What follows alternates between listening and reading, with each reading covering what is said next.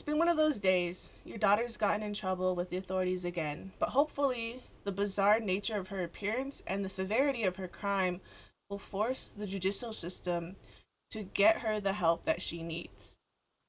To only learn, like many other times before, your daughter was released back onto the streets for the last time. This case is about the disappearance of Emmilee Risling.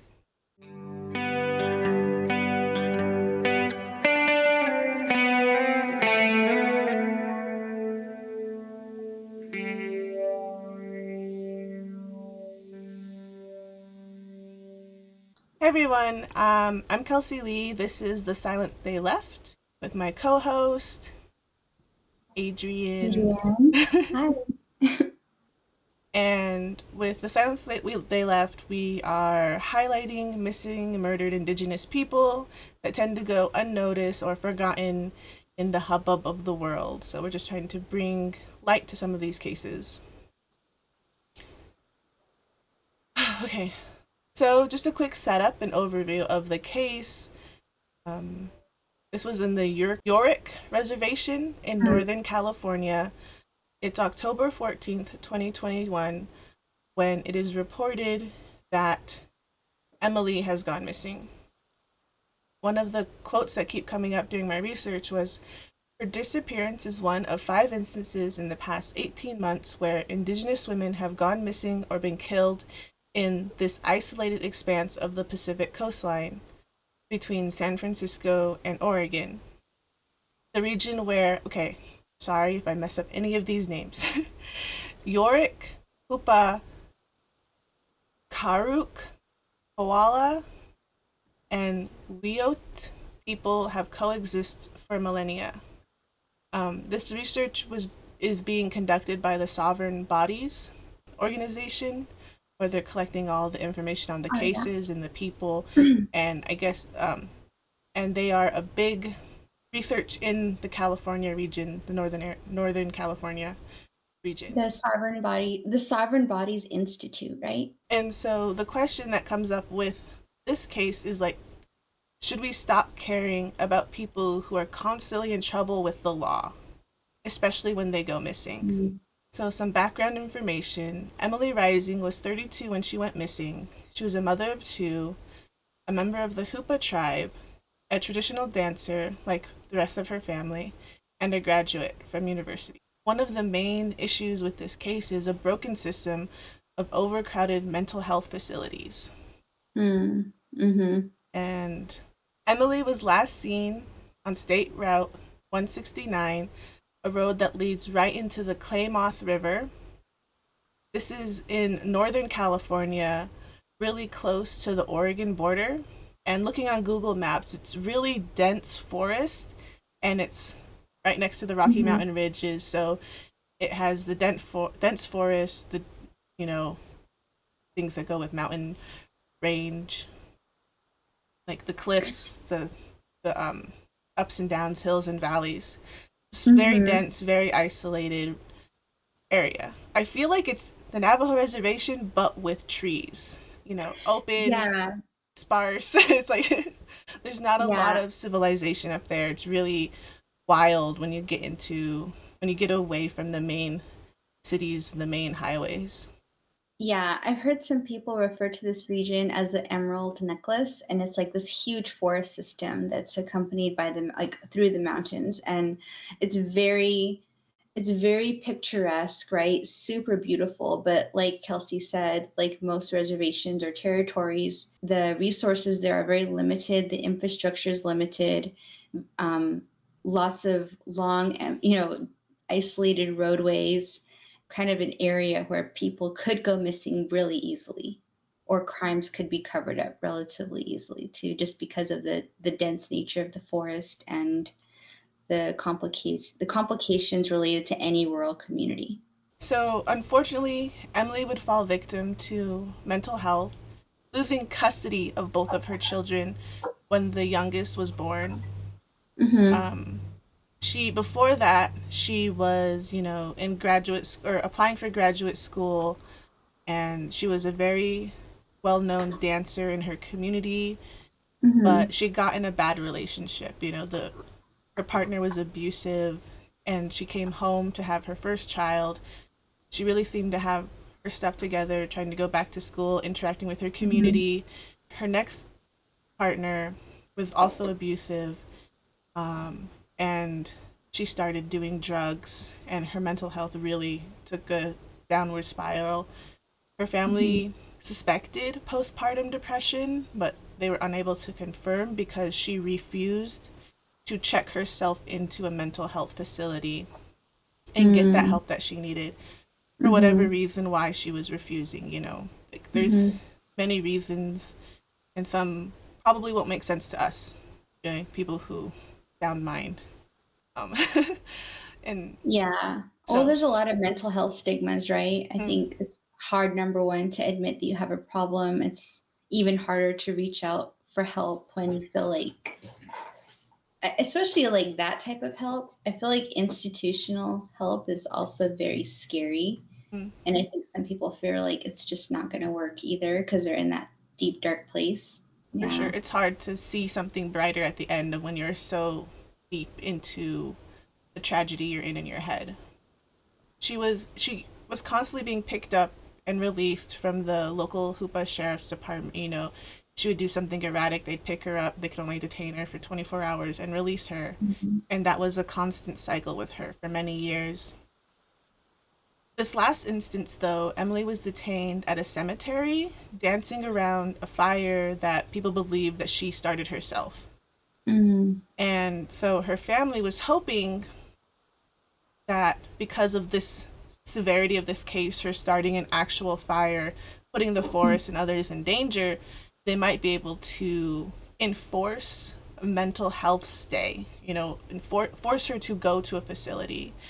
But it appears that wasn't her wish because her lawyer argued against it. They can't force that on her. And so they Mhm. released her. And sometime it wasn't clear what time of day. I couldn't really figure it out if it was the morning or the afternoon, but a school bus of kids witnessed her walking down nude the Mm. route state route 169. It was called End of Road because it leads right into the river, and I'll show a picture of kind of the road going into the river, and that was the last time anyone saw her. Mm. Um, and so people are unsure if like she was walking into the river or if something else happened to her along that way. Mhm. Um, this case was littered with lots of red tape. For one, she was on the Yorick Reservation, but a member of the Hoopa tribe. So there was some conflict there with the police force, and then also the red tape that's added with state and federal agencies of trying to be able to locate her body, figure out what happened, Mhm. and they were just never able to get a good foothold on searching for her, looking into anything else because she was there, then she wasn't. Mhm. So Emmilee is still missing, and her mother wants the community and the people to remember her for her amazing high school achievements, the scholarship she received, her education that she received, and also the singing and dancing she did in their traditional ceremonies. She wants people to Mhm. remember her before she had the tragic spiral, of the way she acted Mhm. leading up to her disappearance. So that's one thing. Oh, that's so sad. It is a It's so really, tragic. it's such a sad, tragic case because like you sometimes see this happen in your community with your friend groups with people Mhm. from your high school and things of like not to be specific, but have like you've seen people with like great potential, great minds, and great talent, but they just get ruined by whatever's going on at home, mental health, Mhm. generational trauma, drinking. Like, Mhm. do you know of people like that's happened to you or in your community?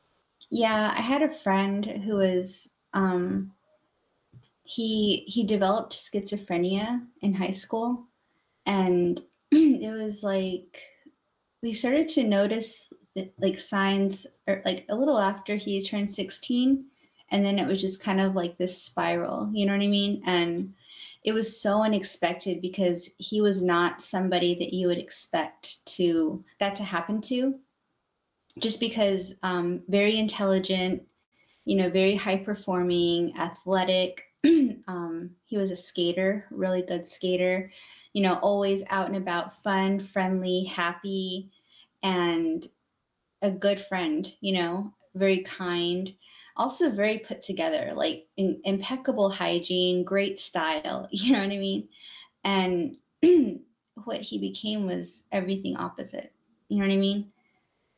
The last time I saw him was actually at the fair.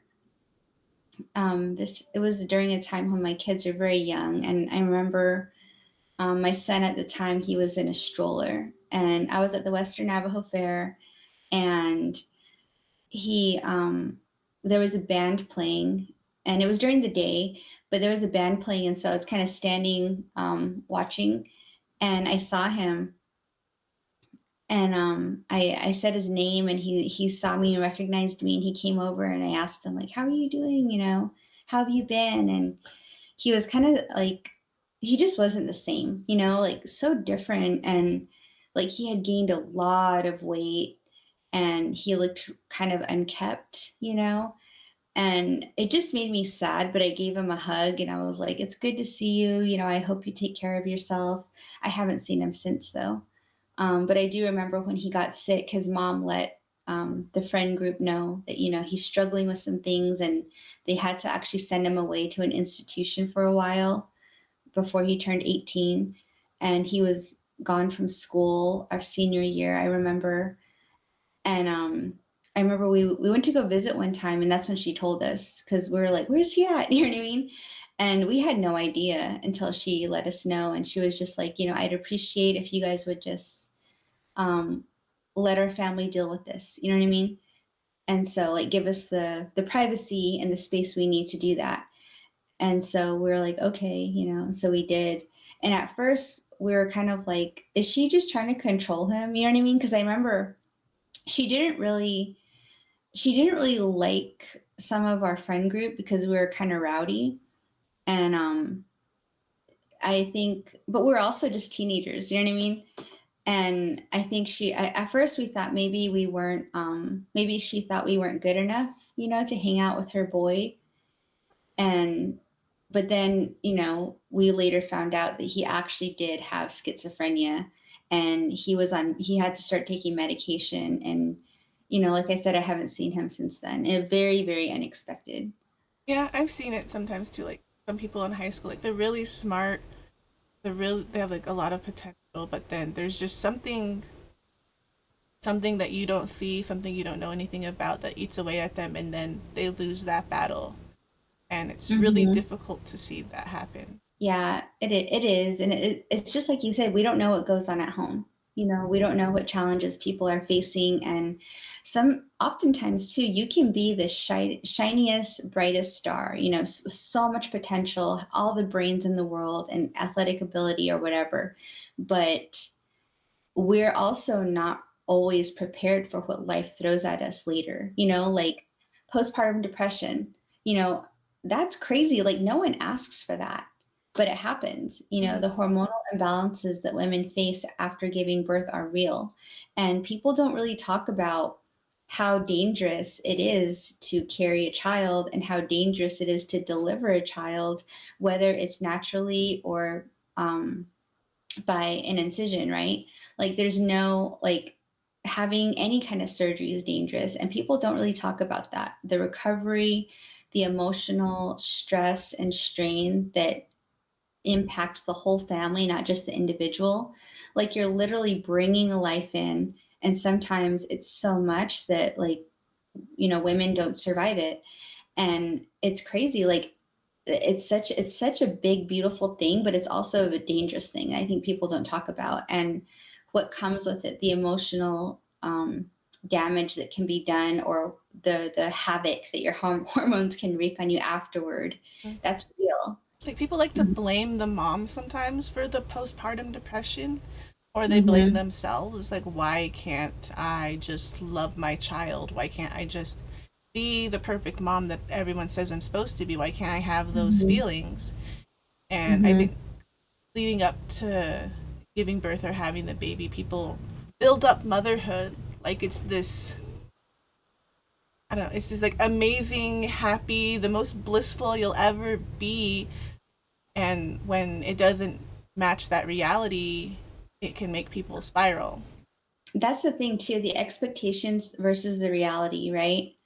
And so that's why I think these conversations are really important. And we need to have empathy for people that are struggling. Like this woman was obviously struggling, you know, and it's really sad that she went missing. It's hard to, like, when people fall into the pattern of one abusive relationship after the other, Hmm. and depending on when it starts or whatever, it's like it molds their brain to expect this from Hmm. a partner, Hmm.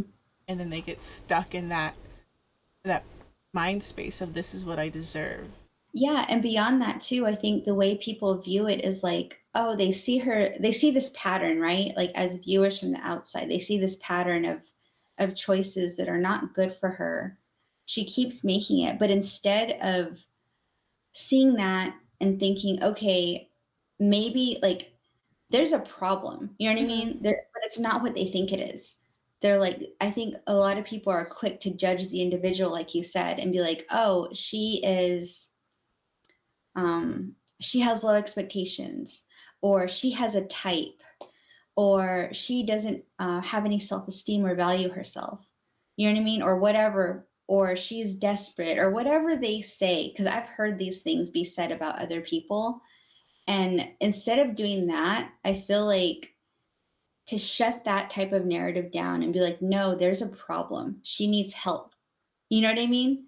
Like this has happened not just once, not just twice, but another time. Okay, there's a problem. She needs help. What is what is the help that she needs? You know, and they saw her downward spiral. And I think maybe What was what was reported was that, like, she refused to help. You know, she mhm, refused to get help. She refused to help herself. She, like, before her downward spiral, she was really active in the community, really mhm, active in, like, different health facilities and the singing and the mhm, dancing. I feel like, I don't know what happened, but she refused to see that she needed help mhm. when And her that's family another thing. tried. That's it. That actually brings up something. So there, what I've so there's this thing called Hachoja, and it's basically like it's like evil incarnate. You know, it's like a demon. It's like that can take the form of mental illness. It can take the form of suicidal ideation. It can take the form of, you know, that it's like the dark side basically. And the way Hatathli have explained it to me is like it latches onto you. Like it literally like because at first they say like it kind of surrounds you. It kind of like moves around you like this and it tries to get close. And if you don't have any kind of protection, it gets closer and closer as time goes on. And eventually it jumps onto you, Mm-hmm. and once it's on you, it does not want to let go. And even though people are saying you need help, you're going to do things to get in the way of that help. Say you have an appointment scheduled for Tuesday afternoon. Well, Tuesday morning, you decide you're going to go run an errand in the other city. You know what I mean? So, say you're in Tuba, like, oh, I'm going to run to Flagstaff. I'll be back in time. You know, you're not going to be back in time, but you're kind of just self sabotaging. Or like when someone approaches you and says like, you know, I'm here to help you, I got your back, you know, they're doing it out of love and compassion. And ways people self-sabotage is they'll find a way to start a fight with them or to make that relationship um tense, you know what I Mm-hmm. mean, start to kind of push people away. um, and it's not because they don't care about those people, it's because that thing is on them, it's Mm-hmm. holding on to them and doesn't want them to get help. It wants to isolate them because the whole what it does is once it gets on you, it's going to try to get in you, Mm-hmm. and once it's inside you, then it can have a body, Yeah. and it can, you know, it can do whatever it wants, it can rain chaos, and that's when it's like almost too late because that what they say is like these spirits, they want a body. They miss being alive. They miss the taste of drinks and food and sex and other things. They want it. They crave it, but they don't have a body. So the whole what they do is they try to latch onto people so they can then have their body and do with it what they want. And that's how I think sometimes we end up with people who, they go missing or they end up in situations where they'll take their own lives, or they do these crazy things that don't make any sense. It doesn't line up with who they are or how their family knows them.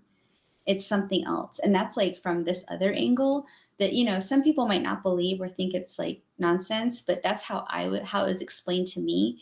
And that's why they say you always need to protect yourself. Mm. Protect yourself with prayer, protect yourself with your arrowhead, protect yourself with your spirituality. You need to have a really strong practice. Stay away from things that are dangerous or bad for you, like drugs and alcohol. Those are literally spirits that you're putting inside your body that take over your mind for a period, that take over your heart for a period, right? Like they literally like infect you. Like other spiritual practices too, or even like therapy. Like therapists go to other therapists to be able to decompress and Hmm. get that negative energy, that negative feeling, those negative thoughts out too, because they're humans. Listening to other people's problems and experiences does affect them. Hmm. So they go to their own therapist. And people are like, oh, a therapist needs a therapist. Like, yeah, they Hmm. have to deal with a lot of emotional baggage from other Yep. people. They have to be able Hmm. to express how they feel and, make themselves feel better. Just like doctors see doctors, they get sick too. They're human. That's And true. with Everybody catches the cold.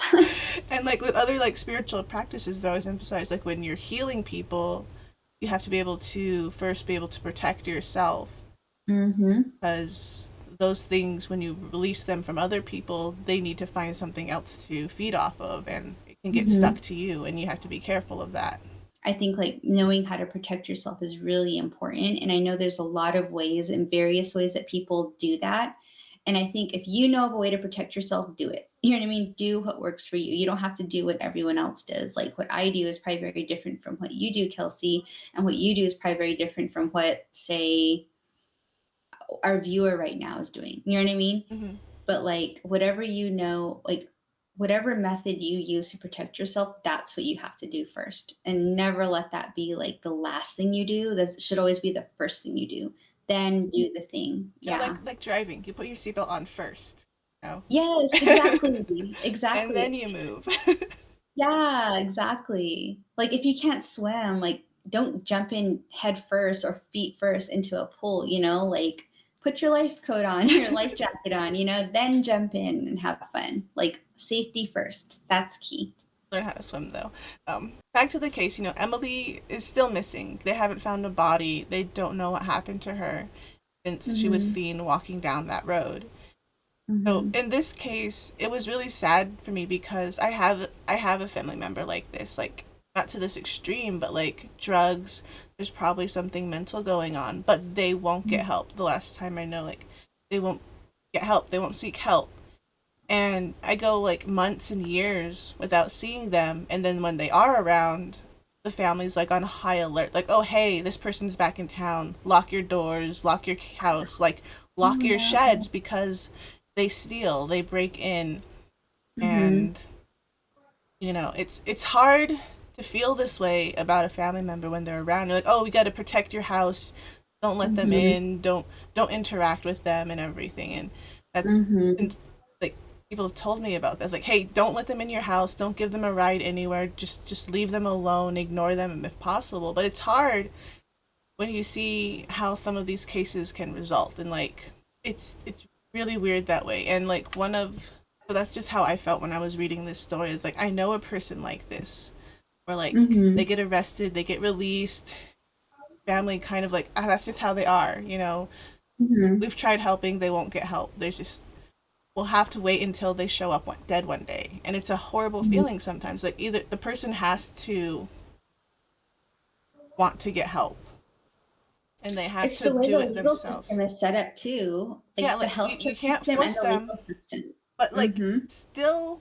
even if you were able to go back in the day in the 50s where you were able to force your family member to go into a mental health facility, they don't get Mhm. better unless they want to get better. Mhm. And that's a hard truth sometimes. It's like you can't force a person to get better. Like that saying, you can lead a horse to water, but you can't make them drink. It's the That's same true. thing with mental health. Like you can shove them in so many facilities, but if they're not doing the work themselves, if they're not willing to get better themselves, they're not going Mhm. to. Yeah, that's true. There, I mean, there is a lot of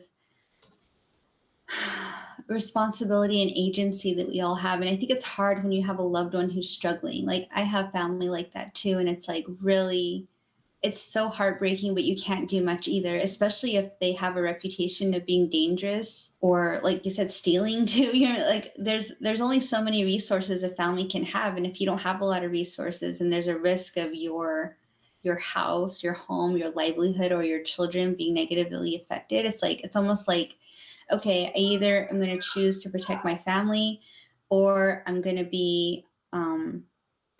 put my focus on this other person who has a shown track record of not wanting to seek out help or do anything to help themselves. It's like a really tough spot that I think families get put in, and it sucks, man. Like I hate it. Like I wish there was a way, a different way. I wish there was an answer to this problem because I think so many people, and there's so much guilt that comes with it, you know? There's so much guilt, there's so much blame that gets thrown around, and yet while all that's happening, the solution isn't really, it's, there is no solution to the problem. Right? So reading all these news reports and stories on Emmilee, like there was a lot of advocacy and call to action Mhm, from the state and federal government because the tribe's resources are so small. They weren't even mhm, trained on doing a deep mhm, forest search that was required of them. mhm, Try and be able to find her body or her if she was just in the woods.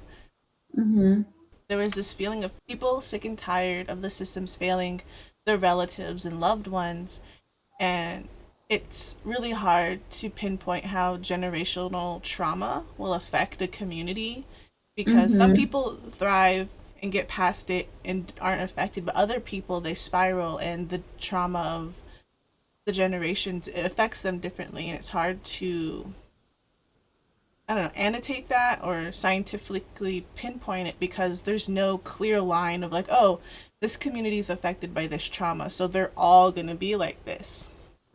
But mhm, people respond to trauma differently. But the people and communities who are working on Emilee's case are trying really hard to call attention to these broken systems and the trauma that created by decades of colonization, forced assimilation, and abuse in like school systems. You know, they're trying to mhm, highlight these actions that affect people down the road and trying, you know, with the MMIW really pushing forward the state legislation to say, hey, this is an epidemic and we need you guys to actually pay attention to what's happening to our people. mhm. I think, I mean, I think the thing is like, it's a systemic problem. Mm-hmm. You know, it goes so much deeper than just what we're seeing, you know, on the surface. And the solutions are, you know, I think what a lot of people who are doing this advocacy are asking for is not just notice but also resources being allocated, you know, infrastructure that can be put in place on these tribal lands where they can deliver these services, where it's accessible, you know what I mean? Because especially with people who live in, who are facing these challenges and they're living in communities that don't have any resources for them, it gets, I think it puts them in a really a bad position. It puts the families in a bad position, and I think it also kind of limits the possibilities because they might not want to leave, you know what I mean? They might not want to leave their community, or they might not feel safe leaving their community, um, or that they can't afford to, Mm-hmm. you know, because the costs for help are so high. You know, we hear a lot of stories about people going away to get help, but oftentimes it's because their family could afford to send them away to a place where they could get help. And I think the fear too, there's that stigma of asking for help or getting institutionalized. That's really scary to some people. And I think what people call for is like notice, resources, but also compassion. You know, how can we work together to find a solution to some of these problems? What do we have to do that's going to address the system, right? The Mm-hmm. overall system that is failing right now in Yeah. regard to the issue. And I think it's not just the tribes, it's like it's a national problem, Yeah. and I think that's very apparent. And I know some people like to say like, "Oh, this is just an Indian problem," or you know what I mean. Like it doesn't relate to us, but it does. It relates to all of us. Like our mental health systems really need to be improved. Our education systems need to be improved. Like there's so many larger things that could be addressed with updated legislation, policy, resource allocation that is focused primarily on the health and wellness of people in this country. That would shift things, Mm-hmm. but that's not a priority right now. Yeah. One You of know? the quotes from the main sheriff or the detective on this case was like,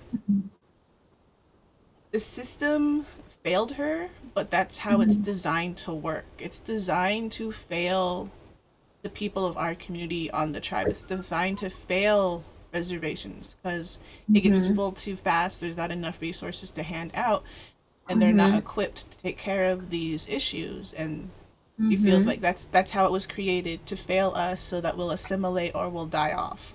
Yeah. Well, going back to the Mhm. case, like reading the details of this case, it kept being emphasized at how Emmilee became like invisible because of the amount of times she was in trouble. And it Mhm. kind of feels like an odd concept, but when I was like sitting down thinking about how she just became invisible, I think of like Mhm. my own community with like Glamis. Oh They yeah. walk around and you train yourself to ignore and avoid these people. Like Mm. you don't interact with them, you walk past them. And that's just something you like, they're around, they're always in trouble, but like you look the other way. You don't pick them up on the highway. You don't give Mhm. them the dollar that they're asking for. You just look Mhm. straight ahead and you avoid them. And Mhm. so that's kind of what happened to her. She became invisible to her community until she became missing. Mm. It's like, oh, she's at it again. We'll just ignore her. But then they never saw her again. It And is so, so like, her sad. parents and the people who knew her feel like we have said with like other cases, the system failed this person because she was Mhm. never sent to the facilities that she needed to be sent to be able to heal and become the Mhm. person she used to be. Mhm. And she didn't want to get help, and it was impossible for her family to force her to get rehab or hospitalization. Mhm. And like we mentioned before, like the small reservation resources were at capacity where they couldn't just let her in, and they just had to release her when she got detained. Mhm. And so that like brings back to the question that I had at the beginning of like, should we just stop caring about people who are constantly in trouble with the law, especially when they go missing? And it's hard because sometimes like, these people have let you down. Like you helped them, but they let you down, and it gets exhausting and tiring on your own, giving out these resources that you need Mhm. for your family, and it gets Mhm. hard to have to keep trying. You get this apathetic feeling towards people like that. Mm. You always feel for the family, especially when for her children who will grow up without her. And I hope Mhm. they get the answers they need, like they find her body, they find her somewhere. It's hard when cases like this go unresolved Mhm. because you want to Yeah, 'cause there's hope you no find her closure. alive and you want to hope she's okay, but it gets difficult the more the years go on without having any answers. Yeah, that's true. And that too, it like also I think that's why people always they ask for closure on things because it allows them to it resolves a lot of things. Because I think parents when somebody's missing, you're every day you feel their absence, but you also have hope that you're Mm, gonna find them, you know? And then after the years go on and hearing, stories of parents or partners or siblings of people who've gone missing, it almost gets to the point where they're just like, if we just find their body and we know that they're no longer with us, at least we know that. Mm-hmm. And then we don't walk around every day with this hope, which takes energy. You know what I Mm-hmm. mean? It takes a lot of energy to try to will a life to reappear. You know what I mean? Or you don't know how to live your life because it's almost like there's this expectation too of like, well, you should be holding out hope. You should not move on with your life. There's You this, know what yeah, that pause of like, I can't move I mean? on. I can't ignore that they're missing. I can't be I can't happy. stop looking. I have to Yeah. keep putting energy and resources into finding them because like you hear these stories like, oh, this person turned up 20 years later, Hmm. and there's those really rare stories that keep you like, I got to keep looking. I feel like a Hmm. failure if I stop looking. I feel like a failure if I Hmm. just move on with my life and let this person go, even though we haven't found their body. And that's the bright side. That's the crazy thing is that's the resilient side. The dark side is when the fear creeps in of what might have happened to them or what is currently happening to them now. Were they kidnapped? Are they being tortured? Are they hungry? Are they crying? Are they asking for me? You know what I mean? Do they think we're coming, but we don't know where they're at? So, You is have to help keep ever going to looking. get there? Like, there's all these fears of what the possibility is, and that deep fear and that deep sorrow and that deep loss and the sense of helplessness. That too is super stressful. That too can actually has the power to stop a heart. Mm-hmm. That's how deep that is. And for people to live like that every single day, where they have their high, which is still like really stressful and really taxing, but there's also the low, which is like amplified. And those two things going back and forth every single day to not just one person, but that community.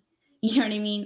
Mm-hmm. Every person who knows this individual who might care about them, love them, their children are probably suffering too. It's like everybody who has had interaction with this person, they're going through it. It's a collective stress, it's a collective sorrow, and so it's also collective hope, but still it's like, is it in vain or not? They don't know, Mm-hmm. because it's all like there's so many unknowns.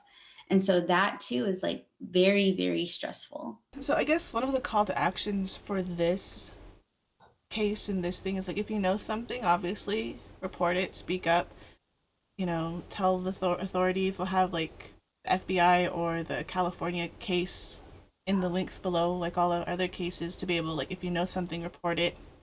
But also, Hmm. like, these different organizations, if you can, if you have the ability, be able to donate or help with like surveys or studies. Different organizations. We'll link the one that's highly connected to Emilee's case in the descriptions below. Don't Hmm. forget to like, share, subscribe. We'll have more cases coming out this month. The more we look into the specifically MMIW cases, the more it's like it's a systems thing. It's a Systems are systems failing thing. people. Systems are Yes. letting people out when they shouldn't, and they go off and kill someone. Systems aren't helping people that need it, Mhm. and it results in these tragic cases. And it's hard to change systems. It's so It really hard. is because systems are in place. The systems that are in place, people fight to maintain them, especially if they benefit a certain few. See you guys at the next episode. Thank you. Bye. Good night.